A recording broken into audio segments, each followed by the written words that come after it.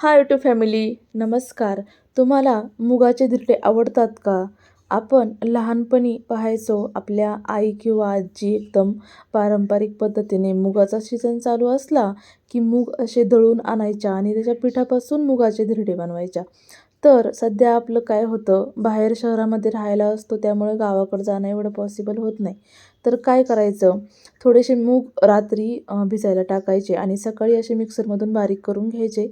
असं एकदम डोश्याचं जसं बॅटर असतं ना, तसं बनवून घ्यायचं आणि त्यामध्ये थोडंसं लसूण आणि मिरच्या बारीक करून टाकायच्या.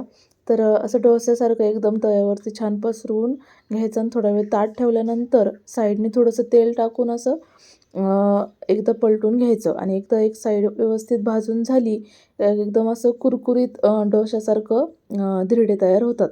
जास्त जाड नाही बनवायचे, असे एकदम डोश्यासारखे केले की खूप छान असे कुरकुरीत लागतात आणि सकाळसाठी खूप असा हेल्दी नाश्ता आहे.